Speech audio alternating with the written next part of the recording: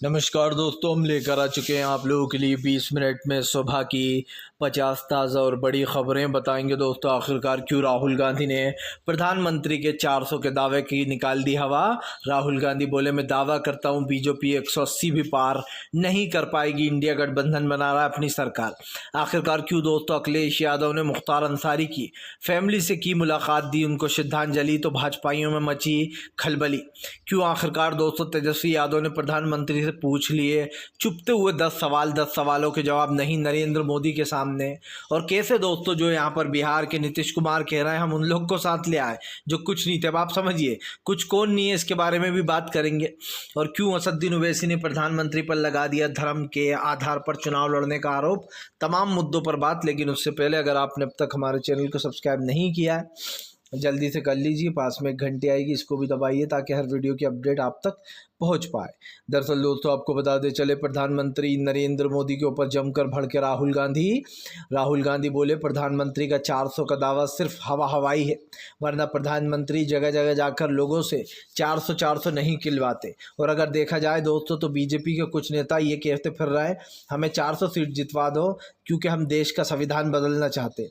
अब जाहिर सी बात है, ये कोई डायरेक्ट तो कह नहीं सकता है दोस्तों, ये तो आला कमान ने ही लोगों को कहा होगा कि ऐसे बयानबाजियां करो, और जो मोदी सरकार के पपेट है वो ये सब कुछ बोलते फिर रहा है। राहुल गांधी ने कहा कि हम वादा करते हैं बीजेपी इस बार सत्ता में नहीं आ रही है, जनता को वो वादा पूरा करने के लिए सिर्फ दोस्तों इंडिया गठबंधन को वोट देना होगा। सीधी सी बात है दोस्तों, अगर देश में बदलाव चाहिए तो सरकार भी बदलनी होगी। अगर देश में भाईचारा जिंदा रखना है तो बीजेपी को टाटा बाय बाय बोलना होगा। जिस सरकार ने पिछले 10 सालों में कुछ नहीं किया, उस सरकार से कोई उम्मीद आगे की नहीं जा सकती है। जो देश के लिए मनमोहन सिंह साहब ने किया, अगर वो देश के लिए प्रधानमंत्री नरेंद्र मोदी करते तो देश उन्हें हमेशा याद रखता। लेकिन अफसोस की बात है, प्रधानमंत्री को लोग याद तो करेंगे लेकिन बुरी चीज़ों के लिए। आपको बता दें चले दोस्तों, प्रधानमंत्री नरेंद्र मोदी के ऊपर जमकर भड़कते हुए नजर आए दोस्तों संजय सिंह ने कहा, खोखा पार्टी ने गुनहगारों से 55 करोड़ क्यों लिया। अगर दम है तो दे जवाब के केजरीवाल के खिलाफ जिसने गवाही दी है, जो केजरीवाल के खिलाफ आरोपी वो बना है दोस्तों गवाह, उसको खुद ईडी ने गिरफ्तार कर लिया था। और ईडी ने दोस्तों आप समझिए उससे 55 करोड़ रुपए बाकायदा ईडी की गिरफ्त में था जबकि वो, लेकिन बाकायदा जेल से छूटते से ही उसने भारतीय जनता पार्टी के चुनावी बॉन्ड में 55 करोड़ रुपए दिए। सवाल ये उठता है, संजय सिंह ने कहा कि जो एक ईडी का आरोपी है उससे 55 करोड़ क्यों लिएगा। दोस्तों, बीजेपी में इतना दम नहीं है कि वो इन सवालों के जवाब दे, और अगर देगी भी तो झूठे देगी, जाहिर सी बात है। दोस्तों, क्या बीजेपी के लिए ये काम मुश्किल था कि वो उस आदमी से साफ कह दे कि हम तुम्हें छोड़ रहे हैं लेकिन तुम्हें अरविंद केजरीवाल के खिलाफ गवाह बनना पड़ेगा। कोई भी बोल देगा कि ठीक है मैं बनने को तैयार हूँ। आपको बता दें चले दोस्तों, भारतीय जनता पार्टी के ऊपर फट पड़े तेजस्वी यादव। तेजस्वी ने प्रधानमंत्री नरेंद्र मोदी से पूछे 10 चुपते हुए सवाल, प्रधानमंत्री के पास एक भी सवाल का नहीं मिला जवाब। दरअसल दोस्तों, तेजस्वी यादव ने प्रधानमंत्री की कल की रैली पर सवाल उठाए। तेजस्वी यादव ने प्रधानमंत्री पर सवाल उठाते हुए कहा कि देश के प्रधानमंत्री कहते हैं कि विपक्ष पार्टियां परिवारवाद फैलाती हैं। उन्होंने कहा, मेरा सबसे पहला सवाल, क्या बीजेपी में सबसे ज़्यादा परिवारवाद नहीं है। उन्होंने कहा कि खैर इसका जवाब नरेंद्र मोदी नहीं देंगे तो मैं खुद दे देता हूँ। बीजेपी में सबसे ज़्यादा परिवारवाद है दोस्तों, आप समझिए। खुद गृह मंत्री अमित शाह का बेटा बीसीसीआई का चेयरमैन है। रक्षा मंत्री राजनाथ का बेटा बीजेपी में है दोस्तों। कैलाश विजयवर्गीय का बेटा राजनीति में बीजेपी में है दोस्तों। खुद सिंधिया का बेटा बीजेपी में है दोस्तों। तमाम जितने भी बीजेपी के बड़े नेता हैं, चाहे वो दोस्तों अनुराग ठाकुर हो, उनके पिताजी बीजेपी में थे, बहू बेटा सास सब के सब बीजेपी में भरे पड़े हैं रिश्तेदार। तो फिर सबसे बड़ा जो है वो कौन हुआ दोस्तों, आप खुद बताइए, परिवारवादी। यही नहीं, तेजस्वी यादव ने पूछा कि प्रधानमंत्री आज जो चुने हुए मुख्यमंत्रियों को जेल में डाल रहा है, क्या ये सही है लोकतंत्र के हिसाब से। तेजस्वी ने अगला सवाल पूछा कि प्रधानमंत्री की जो तानाशाही दिन ब दिन बढ़ती जा रही है, जहां पर पत्रकारों को भी बोलने की आज़ादी नहीं है, क्या इसको प्रधानमंत्री लोकतंत्र कहेंगे। तेजस्वी यादव ने कहा कि बिहार में आकर लोगों से झूठा वादा कर जाते हैं कि हम नौकरियां देंगे, लेकिन नौकरियों के नाम पर सिर्फ ठगा जाता है।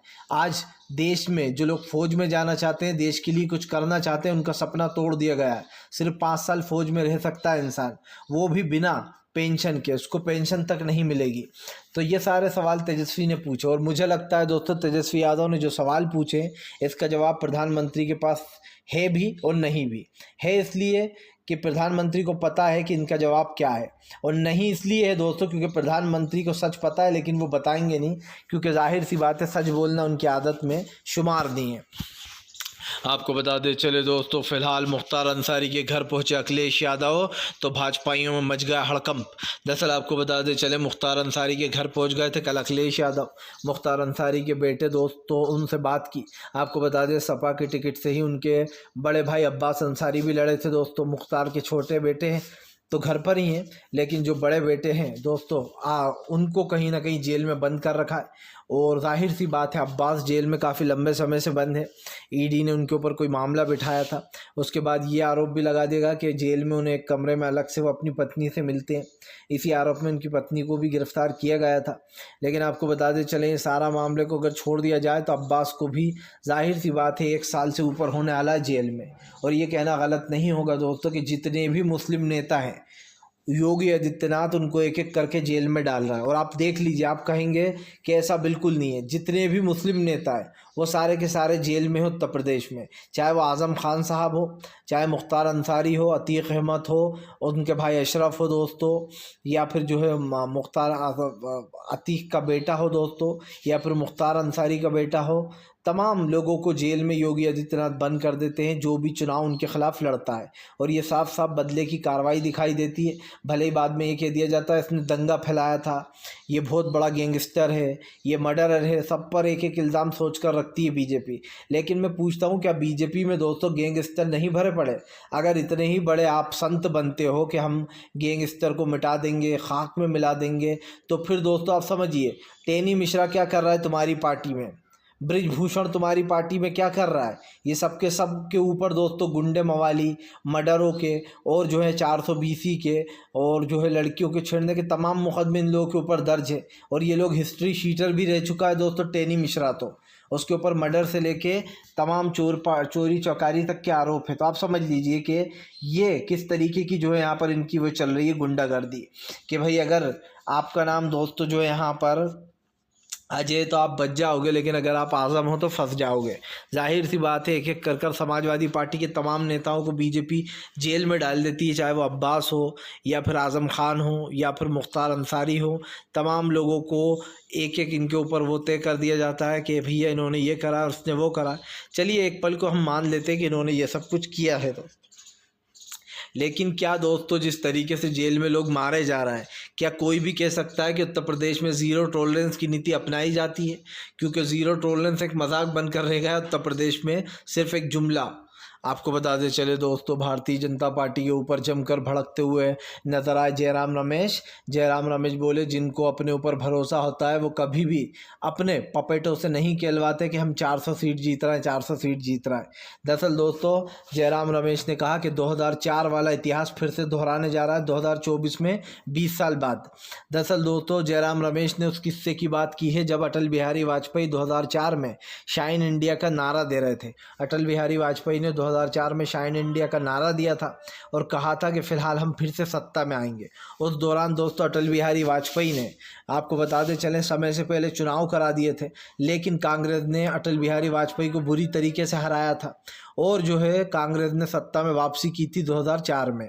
ऐसे में अब जयराम रमेश ने भविष्यवाणी कर दी है। उनका कहना है कि फ़िलहाल 2004 का इतिहास फिर से 2024 में दोहराने जा रहा है। इस बार इंडिया गठबंधन 101% सरकार बनाने जा रहा है, जयराम रमेश ने दावा कर दिया है। यही नहीं, जयराम रमेश ने कहा कि फ़िलहाल जो लोग 400 का दावा कर रहे हैं वो अपने पपेटों को ट्रेन कर रहा है। उनके पपेट कह रहा है कि हम खास करके 400 सीटें इसलिए चाहिए क्योंकि हम देश का संविधान बदल देंगे।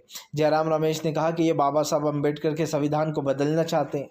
ये लोग चाहते हैं कि देश का संविधान बदला जाए और फिर बाबा साहब अम्बेडकर की यादों को भी मिटा दिया जाए। आपको बताते चले दोस्तों भारतीय जनता पार्टी को लगा बड़ा झटका। जी हाँ, दरअसल आपको बताते चले दोस्तों लखनऊ से अपना प्रत्याशी बदल दिया है अखिलेश यादव ने। दरअसल आपको बताते चले इन दिनों अखिलेश यादव काफ़ी बदले से मूड में नज़र आ रहा है। अखिलेश ने कई नेताओं को बदल दिया है और कईयों को और बदलने की फिराक में अखिलेश दिखाई दे रहा है। आपको बता दें चले, अब तक अखिलेश यादव बीजेपी के ऊपर हमलावर है। अखिलेश ने साफ कहा है कि फ़िलहाल 2024 में इंडिया गठबंधन की सरकार बनेगी। अखिलेश ने कहा कि फ़िलहाल इस बार बीजेपी को कोई वोट नहीं देने वाला, क्योंकि 10 साल लोगों ने बीजेपी का कार्यकाल देख लिया है। ऐसा तो है नहीं दोस्तों कि बीजेपी को वोट दे दो और बीजेपी अच्छा काम करेगी, लेकिन जो लोगों का एक्सपीरियंस रहा है 10 साल का, उसे देखकर तो यही लगता है कि बीजेपी टाटा बाय बाय होने वाली है। आपको बता दें चले दोस्तों, फिलहाल प्रधानमंत्री नरेंद्र मोदी के खिलाफ आम आदमी पार्टी उतरी सड़कों पर। केजरीवाल के खिलाफ दोस्तों न सिर्फ उपवास रखा गया, बल्कि दोस्तों हुजूम उमड़ पड़ा जनता से लेकर कार्यकर्ताओं तक का। आपको बता दें चले, अरविंद केजरीवाल की गिरफ्तारी को लगभग ज़्यादातर लोग गलत बताते हैं और ये साफ कहते हैं कि अरविंद केजरीवाल की जो गिरफ्तारी है वो बीजेपी और ईडी का बुना हुआ एक षड्यंत्र है। देखा जाए तो अब तक जो ईडी ने कार्रवाइयाँ की हैं वो पूरी की पूरी पर सवाल उठते रहे हैं। तो फिर से एक बार ये सवाल उठने लगा है कि प्रधानमंत्री नरेंद्र मोदी के इशारे पर ये सब कुछ होता है। सीधी सी बात ये है दोस्तों कि भारतीय जनता पार्टी कुछ भी कहे, कुछ भी करे, मुझे जो इस वक्त दिखाई दे रहा है, जो मुझे फील हो रहा है दोस्तों, मैं उस बारे में बता रहा हूँ। मैंने प्रधानमंत्री नरेंद्र मोदी के ख़िलाफ़ बार बार ये चीज़ कही है दोस्तों कि प्रधानमंत्री अकेले अपने बलबूते पर चुनाव नहीं लड़ पाते। एक तो ये कि उनको किसी का सपोर्ट चाहिए, और दूसरा ये दोस्तों कि फ़िलहाल भारतीय जनता पार्टी की रातों की नींदें ख़राब हो गई हैं, क्योंकि बीजेपी को समझ में नहीं आ रहा है कि वो विपक्ष से कैसे निपटे, क्योंकि इंडिया गठबंधन की जीत साफ साफ दिखाई दे रही है दोस्तों। नरेंद्र मोदी चाहे नीतीश को अपने साथ ले लें या भ्रष्टाचारियों को गोद में बिठा लें, इस बार प्रधानमंत्री का टाटा बाय बाय होने वाला है।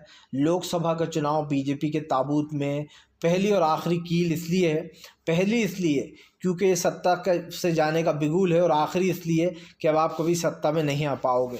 और जाहिर सी बात है भैया, ऊपर वाला करे अब ऐसा प्रधानमंत्री दोस्तों देश को कभी ना मिले, जो देश में प्यार मोहब्बत फैलाने के बजाय दोस्तों देश को बांटने में लग जाए, जो खुद प्रोपेगेंडा फिल्मों को प्रमोट करने लगे।